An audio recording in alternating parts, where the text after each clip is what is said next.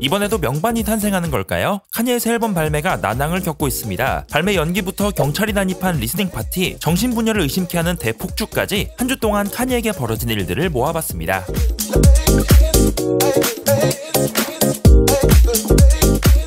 카니와 타이 달라 사인, 이른바 YS로 불리는 두 사람의 새 앨범 Vultures. 지난 10월부터 리스닝 파티를 예고했지만 계속해서 미뤄지고 말았는데요. 그러던 와중 리드 싱글 Vultures가 발매됐고 지난 8일에는 트랙리스트가 공개되면서 팬들의 기대감도 극에 달했습니다. 그리고 지난 12일 마침내 고대하던 리스닝 파티가 열렸는데요. 하지만 이날 역시 충격의 연속이었습니다. 카니가 반유대주의를 상징하는 KKK단 마스크를 쓰는가 하면 무대에 오르기로 했던 플레이보이 카티는 비행기 연착으로 사진만 찍고 떠났죠. 여기에 1번 트랙으로 알려진 에브리바디가 백스트리트 보이즈의 노래를 샘플링했지만 샘플 클리어를 받지 못하면서 무단 샘플링 논란도 불거졌습니다. 마지막으로 앨범의 발매일은 15일이 될 것이라며 못을 박았죠. 그리고 대망의 15일, 카니는 2차 리스닝 파티와 앨범 발매를 동시에 진행한다고 밝혔는데요. 하지만 이날 리스닝 파티는 그야말로 대혼돈 그 자체였습니다. 앨범 발매를 1시간가량 남긴 시점, 카니는 니키 미나즈에게 피처링 허락을 받는 문자를 보냈는데요. 니키 미나즈는 너무 오래전에 쓴 가사라며 이를 불어했습니다. That train has left the station. Okay. No disrespect in any way. I just put out a brand new album. Why would I put out a song that has been out for 3 years? 그리고 펼쳐진 2차 리스닝 파티, 예정된 시간보다 1시간이나 지연되는가 하면 시작 후 30분 만에 경찰이 난입해 잠시 중단되기도 했습니다. 이 와중에 음향사고로 정적이 흐르며 카니가 급하게 타이핑을 하는 모습은 실소를 자아냈죠. 결국 리스닝 파티는 중단됐고 급하게 애프터 파티가 열렸는데요. 인스타그램을 통해 생중계된 애프터 파티, 그리고 마무리를 앞둔 시점 갑자기 화가 난 카니가 충격적인 광역 디스를 시전했습니다. Drake, I love you. I'm gonna get the tattoo, but any of y'all niggas Trav, Drake, whoever, y'all gotta show up. And don't tell me I'm talking crazy. A lot of people had shit to say about my Jewish comments, but ain't nobody in this motherfucking room, and none of y'all entertaining niggas ever said nothing when I was praying to see my kids. Jesus Christ, Hitler, yay. Third party, sponsor that, nigga. Yeah. Bring the sponsorships to that.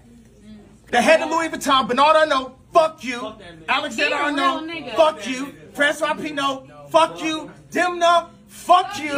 Fuck Balenciaga. Fuck Cedric from Balenciaga. Fuck Gap. And fuck Adidas. Nigga, don't say me shit. Nigga, I'm by myself in this motherfucking room, nigga. Everybody shut the fuck up. Hey, shut the fuck up. Let me tell you something right now. Just the fact that you ain't listening to me, it's it. Ain't none of y'all niggas with me. I'm by my fucking self. Cause ain't none of y'all niggas stand up for me. Ain't nobody stop. Shut up. Be quiet before you get exiled.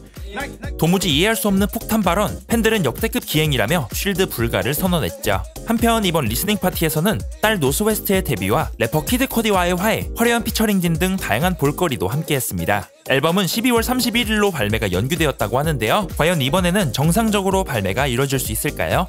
다툼과 재결합의 무한 반복, 카디비와 오프셋의 결혼 생활은 마치 아슬아슬한 외줄타기 같았는데요. 그리고 지난 11일 끝내 두 사람이 각자의 길을 걷게 되었다는 소식입니다. 얼마 전 이들은 각자의 SNS를 언팔하고 의미심장한 글을 올린 바 있는데요. 이후 결별설이 나돌았고 카디비가 직접 SNS를 통해 입장을 전했습니다.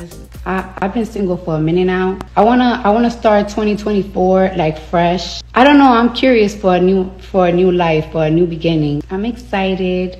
New look, new life, new everything. I've been going so hard for 2024. 2017, I was single, and that's when I worked the hardest.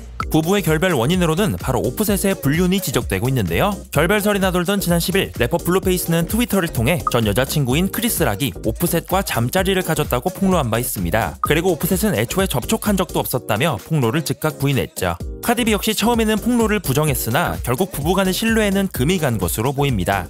지난 2017년 결혼에 꼴이 난 카디비 오프셋 부부, 오프셋의 여성 편력으로 숱한 위기를 겪었지만 매번 관계 회복에 성공했고 지난 2020년에도 이혼 위기가 있었지만 이 역시 해프닝으로 끝나는 등 최근까지도 원만한 관계를 유지해왔습니다. 컬처와 웨이브까지 2명의 자녀를 둔 카디비와 오프셋, 현재는 별거에 돌입한 것으로 전해졌죠.